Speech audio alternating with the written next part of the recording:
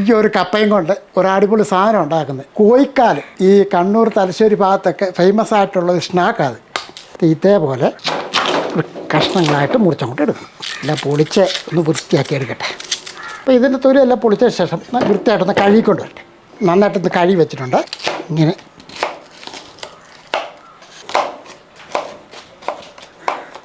ഇത് ഞാൻ ഇതേപോലെ ഒരു അരിപ്പ് പാത്രത്തിൻ്റെ അകത്തോട്ട് ഇട്ടിട്ട് കുറച്ച് വെള്ളം ഒഴിച്ച് കഴിയുമ്പോൾ കണ്ടോ പിന്നെ മട്ടയൊക്കെ പോകുന്നുണ്ട്.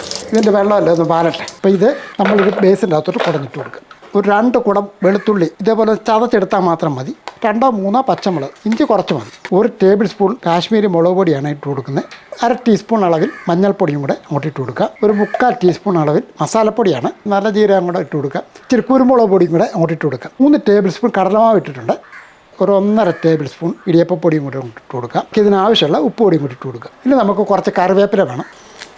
മിക്സ് ചെയ്യുമ്പോഴത്തേക്കും പെതുക്കെ വേണം. കാര്യം കപ്പയല്ലേ, ഇത് ഒടിഞ്ഞും പൊടിഞ്ഞും പോകല്ലേ. ഇച്ചിരി കായപ്പൊടിയും കൂടെ ഇതിൻ്റെ അകത്ത് ആവശ്യമുണ്ട്. 1 ടീസ്പൂൺ കായപ്പൊടിയും കൂടി ഇട്ടിട്ടുണ്ട്. അപ്പോൾ ഒരു ശകലം വെള്ളം ഇങ്ങനെ അങ്ങോട്ട് തളിക്കാം. പെതുക്കെ അത് കപ്പ പൊടിഞ്ഞു പോകല്ലേ.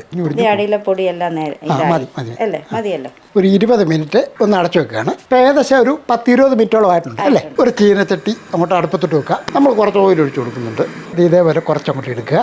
ഇങ്ങനെ അങ്ങോട്ട് ഒന്ന് ഒതുക്കി വെക്കുക. ഇത് അങ്ങോട്ട് ഇട്ട് കൊടുക്കുക. ഒരു സൈഡ് മുറിച്ചാൽ തോന്നും അല്ലേ. ഒന്ന് ചെറുതായിട്ടൊന്ന് മറിച്ചിട്ട് കൊടുത്തേ. അപ്പം അത് റെഡിയാന്ന് തോന്നുന്നല്ലേ. ആ ഇനി നമുക്ക് ഇതേപോലെ തന്നെ ബാക്കിയൂടെ വറുത്തണം. ഇതുപോലൊക്കെ ഇരിക്കുന്നോണ്ടായിരിക്കും. അതെ കൊള്ളാം കേട്ടോ. ആ നമ്മളത് കഴിച്ചു നോക്കിച്ചല്ലേ.